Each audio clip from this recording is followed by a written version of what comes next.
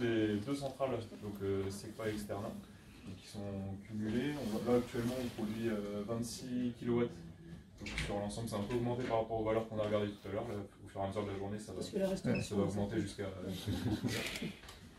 Donc d'accord, ici on affiche les données de consommation en noir et les données de production en bleu.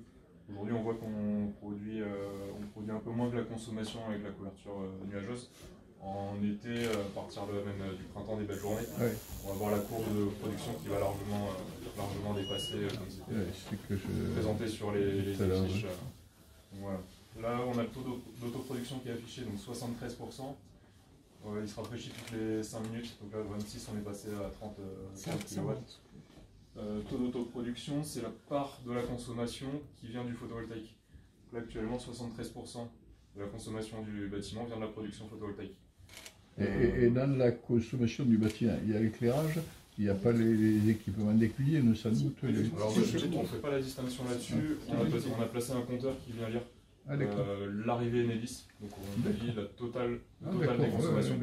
Non, mais ça ne va pas être neutre non plus tout ce qui est de chambre froide. Si les cuisines se mettent en route, on va voir la courbe de consommation, je pense un peu avant midi, on va voir la courbe de consommation qui va augmenter. Donc là on lit vraiment l'ensemble des consommations du site. Donc pas uniquement les deux bâtiments, là c'est arrivée Enedis du site, on lit vraiment l'ensemble du site. Et pareil pour le photovoltaïque, ça cumule les deux installations. L'objet de cette réunion est donc de vous présenter une première réalisation d'un programme photovoltaïque qu'a engagé le département. Le département s'est engagé à faire un déploiement de panneaux photovoltaïques au collège Paul-Éluard, bien sûr, le collège Paul-Valéry à Sébiac, le collège de Loro-Barousse, la serre de Sarson, et puis deux centres routiers, parce que je ne fais pas non plus que sur les bâtiments collège, sur la Lanneterie et Bagnères de Ligor. Donc je ne sais pas, vous allez me dire, c'est achevé ou on voit l'achèvement? C'est terminé, oui. C'est terminé. Ceux que vous avez cités sont terminés. D'accord. On a 6 collèges, on a aussi Victor Hugo et Pyrénées qui sont... Oui, mais pour le moment, ceux-là sont à réaliser. Ça c'est terminé, mais 6 collèges c'est terminé. Sur ce collège Paul-Éluard, a été le premier à être traité. Voilà, d'après les éléments qu'on me donne, c'est 400 mètres carrés de panneaux qui ont été installés, je crois, sur ce bâtiment et sur le bâtiment à côté. Bon, faire de thème qu'il n'y a pas de dégradation esthétique, parce que des fois, il y a une forme de contestation, si vous voulez, par rapport à ces panneaux photovoltaïques. Bon, je peux constater quand même qu'ici, ça ne dégrade pas. Au contraire, peut-être même ça porte une image, une touche de modernité. Bon, il y a une puissance de 117 kVA, qui est quand même pas intéressant.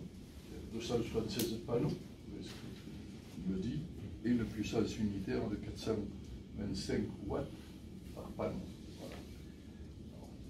Sur le programme global, ça sera 2500 mètres carrés de panneaux qui sont déjà déployés. Et donc, avec une puissance installée de 530 kVA, ça commence quand même à compter, c'est pas neutre, et avec une autoconsommation de 40%. C'est-à-dire que 40% de la production est consommée pour les besoins des établissements que j'ai énumérés tout à l'heure.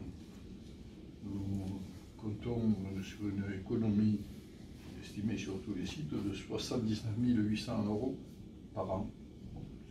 Quelque chose qui commence à être significatif et qui représente un peu, quasiment un tiers de la facture de consommation énergétique annuelle. Bon, donc une partie donc, est en autoconsommation et ce qui n'est pas consommé, quand le collège est fermé ou autre, est réinjecté sur le réseau et vendu à EDF. À un prix pas assez cher, il n'y a personne d'EDF. Hein. Non, mais je le dirais pareil, je n'aurais pas du tout. Je l'avais déjà dit, mais ce n'est pas suffisamment rémunéré cette vente sur le réseau. Oui, nous le font payer quand même relativement cher, ils font de gros bénéfices, mais ils n'achètent pas de l'énergie très chère. Et puis je sais de quoi je parle avec d'autres casquettes de président de station de sport d'hiver notamment. Global sur ces collèges et sur les bâtiments, notamment des routes, représente 1 514 000 €. C'est déjà une somme significative. Je voudrais remercier l'État, 112 266 €. Je tiens quand même à remercier l'État pour cette contribution significative.